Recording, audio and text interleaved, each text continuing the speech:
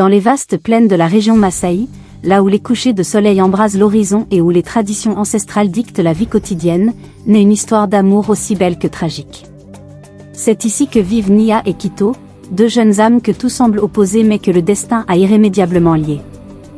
Nia, jeune femme de 19 ans, est reconnue pour sa beauté éclatante et sa sagesse malgré son jeune âge. Fille du chef de la tribu Olmoran, elle est promise à un avenir tracé par les coutumes rigides de son peuple. En dépit de son apparente soumission, son cœur aspire à la liberté et à l'amour véritable, un amour qu'elle trouve dans les yeux de Kito.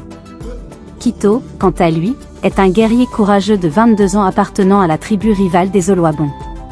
Sa bravoure et sa loyauté sont légendaires parmi les siens. Mais derrière sa force se cache un rêve, celui d'unir les tribus ennemies par la paix et l'amour, défiant ainsi les querelles séculaires qui les divisent. Leur rencontre, d'abord secrète, se transforme rapidement en une passion ardente. Ils se retrouvent en secret, échangeant des promesses d'amour et d'avenir commun, loin des haines tribales. Mais leur amour est interdit, et les dangers se multiplient autour d'eux. Les anciens des deux tribus, menés par les chefs rigides Elder Muro et Elder Tuma, voient cette union comme une trahison impardonnable. C'est dans ce contexte de tension croissante que la sorcière Suri, figure mystérieuse et maléfique, voit une opportunité de semer la discorde pour accroître son propre pouvoir. En utilisant des sorts et des manipulations, elle sème le doute et la trahison dans le cœur de Kito, menaçant de détruire leur amour. Sous le ciel étoilé des plaines Masaï, la lune éclaire doucement le paysage nocturne, donnant une lueur argentée aux herbes ondulantes. C'est dans cette ambiance sereine mais chargée de mystère que Nia, la jeune fille de la tribu Olmoran, s'aventure loin des regards indiscrets de son village. À seulement 19 ans, Nia possède une beauté éthérée, ses yeux brillent d'une intelligence et d'une détermination qui contrastent avec la douceur de ses traits. Ce soir, elle ne craint ni les animaux sauvages ni les esprits errants. Ce qui l'attire, c'est une force plus puissante que la peur, l'amour. Kito, un guerrier respecté de la tribu rivale des Oluwabon, attend déjà près d'un grand baobab, un arbre séculaire qui a été témoin de nombreuses histoires d'amour et de guerre. À 22 ans, Kito est connu pour sa bravoure et son sens aigu de la justice. Pourtant, ce soir, il se présente sans son armure de guerrier, le cœur battant à l'idée de revoir Nia. Leur rencontre clandestine est un défi lancé aux lois tribales et aux querelles anciennes. Lorsqu'ils se retrouvent, l'étreinte de Nia et Kito est empreinte d'une passion contenue. Chaque moment est précieux, volé à une réalité qui ne les accepte pas. Ils savent que leur amour est interdit, mais ils ne peuvent résister à l'attrait irrésistible de leurs sentiments. « Tu es venu » murmure Kito, sa voix vibrante d'émotion. « Toujours » répond Nia, ses yeux fixés sur les siens. « Rien ne peut nous séparer. » Ils s'assoient sous le baobab, partageant des rêves d'avenir où leur tribu pourrait vivre en paix. Kito parle de ses espoirs de réconciliation, de son désir de voir les Olmoran et les Oluwabon unis. Nia, touchée par son optimisme, imagine un monde où leur amour pourrait fleurir librement. Mais au fond de leur cœur, une ombre plane, celle des traditions et des superstitions qui règnent sans partage sur leur terre. Pendant ce temps, dans le village Olmoran, Elder Muro, le père de Nia, s'inquiète de l'absence prolongée de sa fille. Homme autoritaire et respecté, il est farouchement opposé à tout ce qui pourrait menacer l'unité et la pureté de sa tribu. Ses soupçons sont éveillés par les murmures des anciens qui parlent de rencontres secrètes entre jeunes gens des deux tribus. Décidé à protéger l'honneur de sa famille, il envoie des guerriers à la recherche de Nia. De l'autre côté, chez les Oluwabon, Elder Tuma, influencé par les conseils de sorciers et de devins, ressent une agitation similaire. Les signes de l'infortune semblent se multiplier, et il ne peut se permettre de montrer de la faiblesse face à son peuple. Pour lui, l'idée d'une alliance avec les Olmoran est impensable. Il charge ses hommes de surveiller Kito, suspectant que quelque chose de grave se prépare. Nia et Kito, inconscients du danger imminent, s'enlacent une dernière fois avant de se séparer. Ils savent qu'ils doivent retourner à leur vie respective, mais leur amour leur donne la force de croire en un avenir meilleur. « Nous nous reverrons bientôt », promet Kito, serrant la main de Nia avec détermination. « Oui, et rien ne pourra nous empêcher de nous aimer », répond-elle avec un sourire doux mais résolu. Alors qu'ils s'éloignent chacun de leur côté, une silhouette mystérieuse les observe depuis les ombres. Suri, la sorcière des Oluwabon, a ses propres plans. elle aperçut l'énergie puissante de leur amour et voit en elle une opportunité. En manipulant les craintes et les superstitions, elle pourrait renforcer son influence sur les deux tribus. Un sourire sinistre se dessine sur ses lèvres alors qu'elle murmure des incantations dans la nuit. De retour dans leur village, Nia et Quito sentent déjà le poids des traditions et des attentes familiales peser sur leurs épaules. Ils sont rappelés à la réalité par les regards sévères et les paroles dures de leurs proches. Mais même sous cette pression, l'étincelle de leur amour interdit continue de briller, défiant les forces qui cherchent à les séparer. La nuit tombe, et avec elle, la promesse d'un nouveau jour rempli de défis et d'espoir. L'histoire de Nia et Quito ne fait que commencer, marquée par des épreuves qui testeront leur amour et leur détermination à briser les chaînes des anciennes querelles. L'aube se lève sur les plaines Masaï, baignant les terres d'une lumière dorée qui annonce une nouvelle journée. Nia se réveille dans sa hutte, le cœur encore rempli des souvenirs de la nuit passée. Mais le calme du matin est bientôt perturbé par la voix grave de son père, Elder Muro. « Nia, il est temps de parler », déclare-t-il en entrant dans la hutte. Nia se lève rapidement, ajustant son pagne. Elle connaît ce ton, sévère et inflexible. Elder Muro, chef des Olmorans, est un homme respecté et craint. Il ne tolère pas la désobéissance, surtout venant de sa propre fille. « Père, que se passe-t-il » demande Nia, feignant l'innocence. Les anciens ont rapporté des rumeurs de rencontres secrètes entre notre tribu et les Oloabons. Ce n'est pas seulement une question d'honneur, mais de survie. As-tu quelque chose à me dire ? Nia sent son cœur battre plus fort. Elle sait que nier serait futile, mais avouer pourrait déclencher la colère de son père. Elle choisit ses mots avec soin. « Père, je comprends les préoccupations des anciens, mais je crois que la paix entre nos tribus est possible. Nous devons penser à l'avenir, pas seulement au passé. » Elder Muro la fixe, ses yeux perçants cherchant la vérité. « La paix ? Avec les Oloabons ? Ce sont nos ennemis, Nia. Ils nous ont trahis à de nombreuses reprises. Pourquoi voudrais-tu la paix avec eux ? » Nia baisse les yeux, sachant que ses arguments rationnels ne suffiront pas, parce que je crois en un avenir meilleur pour nos enfants. Un avenir où nous ne serons pas définis par la haine. Elder Muro secoue la tête, désabusé. Tu es encore jeune et naïve, Nia. Le monde est plus complexe que tu ne le crois. Les Oloabons ne changeront jamais. Pendant ce temps, Quito subit une interrogation similaire de la part d'Elder Tuma, le chef de sa tribu. Quito, mon fils, les temps sont troublés. Les signes de la sorcellerie se multiplient, et nos ennemis complotent contre nous. As-tu des informations sur ce qui se passe parmi les Olmorans ? Quito, assis face à Elder Tuma dans une hutte faiblement éclairée, tente de dissimuler son inquiétude. Non, Elder Tuma. Les Olmorans restent discrets, comme toujours. Tu passes beaucoup de temps à patrouiller près de leurs frontières, remarque Tuma avec un regard perçant. Es-tu certain de ne rien savoir ?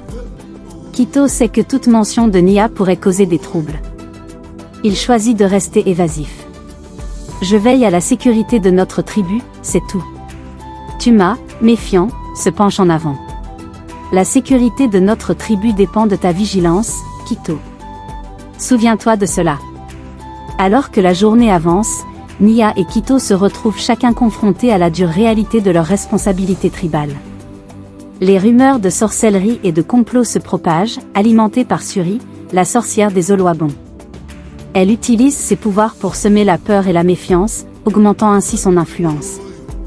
Dans l'ombre de la nuit suivante, Suri prépare un rituel sombre dans sa grotte, entouré de symboles mystiques et de potions fumantes. Elle invoque des esprits anciens, cherchant à manipuler les cœurs et les esprits des deux tribus pour son propre gain. Les amants interdits, murmure-t-elle, ses yeux brillants de malice. Leur amour est une faiblesse que je peux exploiter. Suri concocte une potion qu'elle destine à Quito, visant à semer la discorde et la confusion dans son esprit. Elle sait que briser l'union entre Nia et Quito pourrait déclencher une guerre ouverte, un chaos dans lequel elle pourrait régner en maître. Pendant ce temps, Nia et Quito, chacun dans leur village respectif, ressentent le poids des traditions et des attentes. Ils savent que leur amour est un défi lancé aux forces qui gouvernent leur vie, mais ils ne peuvent ignorer l'appel de leur cœur. Ils décident de se retrouver à nouveau, malgré les risques, convaincus que leur amour pourrait être la clé pour briser les chaînes de la haine ancestrale. Le lendemain, sous le couvert de l'obscurité, Nia et Quito se retrouvent au même endroit, près du grand baobab. Ils échangent des promesses d'amour et de fidélité, ignorant les dangers qui les entourent. Leur amour, bien que puissant, est sur le point d'être testé par des forces plus sombres qu'ils ne peuvent imaginer. Leur destin, désormais lié par des fils invisibles de passion et de trahison, continue de se dérouler dans une danse tragique. Les murmures des traditions résonnent dans l'air, porteurs de menaces et d'épreuves à venir. La saga de Nia et Quito ne fait que commencer, marquée par des défis qui mettront à l'épreuve leur courage et leur amour. La nuit tombe à nouveau sur les plaines Masaï, enveloppant les terres dans un voile de mystère et de silence. Nia et Quito se préparent pour leur rencontre secrète près du grand baobab. Leur amour, bien qu'interdit, les pousse à se retrouver encore et encore, espérant que leur passion pourrait transcender les anciennes querelles de leur tribu. Cependant, dans l'ombre, Suri, la sorcière des Oloabons, poursuit ses plans maléfiques. Suri se tient dans sa grotte, entourée de potions fumantes et de symboles mystiques gravés dans la pierre. Elle a passé des jours à concocter une potion destinée à semer le chaos. Ce soir, elle a l'intention de l'utiliser. Ses yeux brillent d'une malice sombre alors qu'elle prépare le breuvage. Ce sera la fin de leur amour, murmure-t-elle en versant le dernier ingrédient dans la potion, une herbe rare et puissante connue pour ses effets hallucinogènes. Plus tard, Nia et Quito se retrouvent près du baobab. Leur étreinte est plus passionnée que jamais, chaque moment ensemble étant précieux et volé aux yeux du monde. Quito, nous devons trouver un moyen de convaincre nos tribus de faire la paix, dit Nia, sa voix tremblante d'émotion. Notre amour ne peut survivre dans ce climat de haine. Je sais, Nia, répond Quito en caressant doucement ses cheveux. Nous trouverons un moyen. Nous devons rester forts. Mais alors qu'ils échangent ces paroles d'espoir, un mouvement furtif dans les buissons attire leur attention. Avant qu'ils ne puissent réagir, Suri apparaît, tenant la potion dans une main. « Que faites-vous ici » demande Quito, ses yeux se plissant de méfiance. « Je suis ici pour vous aider » répond Suri avec un sourire sinistre. « Cette potion peut renforcer votre amour, le rendre indestructible. Buvez-la, et vous serez unis pour toujours. » Nia et Quito échangent un regard incertain. Ils se méfient de Suri, mais leur désir de rester ensemble les pousse à considérer son offre. « Pourquoi devrions-nous te faire confiance » demande Nia, sa voix empreinte de défi. « Parce que votre amour est puissant » répond Suri avec une douceur trompeuse. « Mais il peut être encore plus fort avec cette potion. Croyez-moi, je ne cherche qu'à vous aider. » Quito, poussé par son désir de protéger leur amour, prend la potion des mains de Suri. « Nous n'avons rien à perdre » dit-il avant de boire une gorgée. Nia le suit, buvant à son tour. Au début, ils ne ressentent rien de différent. Mais bientôt, des sensations étranges commencent à envahir leur esprit. Leurs pensées deviennent confuses, leurs émotions exacerbées. Ce qui devait être une potion d'amour se révèle être un poison de trahison. Sous l'influence de la potion, Quito voit des visions de Nia le trahissant, s'alliant avec les ennemis de sa tribu. Des scènes de tromperie et de déloyauté hantent son esprit. Nia, de son côté, voit des images de Quito la laissant tomber, renonçant à leur amour pour le pouvoir et l'influence. Leurs sentiments deviennent tumultueux, leur cœur autrefois uni se déchirant sous la pression des illusions. « Comment as-tu pu me trahir, Nia » hurle Quito, les yeux emplis de douleur et de colère. « Moi, te trahir ? C'est toi qui me trompes, Quito » réplique Nia, les larmes coulant sur ses joues. Suri, observant la scène, sourit avec satisfaction. « Votre amour est votre faiblesse » murmure-t-elle avant de disparaître dans l'obscurité. Les jours suivants sont marqués par la confusion et le désespoir. Quito, déchiré par les visions induites par la potion, commence à douter de tout ce qu'il a partagé avec Nia. Il se retire de leur rencontre, se plongeant dans les préparations guerrières de sa tribu. Nia, quant à elle, ressent la distance de Quito comme une lame de douleur. Elle tente de comprendre ce qui a changé, pourquoi leur amour si fort est soudainement devenu si fragile. Leur tribu, sentant le changement dans l'air, se prépare pour d'éventuelles confrontations. Les murmures de guerre se font plus forts, alimentés par les tensions croissantes. Un soir, désespérés, Nia décide de confronter Quito une dernière fois. Elle se rend seule au baobab, espérant trouver des réponses. Quand elle le voit, son cœur se serre. Quito est méconnaissable, ses yeux autrefois doux sont maintenant durs et froids. Quito, que s'est-il passé, demande-t-elle, les larmes aux yeux. Pourquoi t'éloignes-tu de moi? Quito, luttant contre les visions, répond avec amertume. Tu sais très bien ce qui s'est passé. Tu m'as trahi, Nia. Notre amour était un mensonge. Les mots de Quito sont comme des coups de poignard pour Nia. Elle se sent brisée, incomprise, mais elle refuse de croire que tout est perdu. Non, Quito. Notre amour est réel. C'est cette potion, cette sorcière, elle nous a ensorcelés. Nous devons nous battre contre cela, ensemble. Mais Quito, aveuglé par les visions et la douleur, secoue la tête. Il est trop tard, Nia. Tout est fini. Alors que Nia se tourne pour partir, le cœur lourd de tristesse, elle se promet de ne pas abandonner. Leur amour a été mis à l'épreuve, mais elle est déterminée à trouver un moyen de briser le sortilège. Mais pour Quito, les ténèbres de la trahison sont trop profondes, et il se prépare à affronter un avenir où l'amour n'est plus une option, où la guerre semble être la seule solution. Les forces sombres qui les entourent continuent de tisser leur toile, préparant le terrain pour des tragédies encore plus grandes.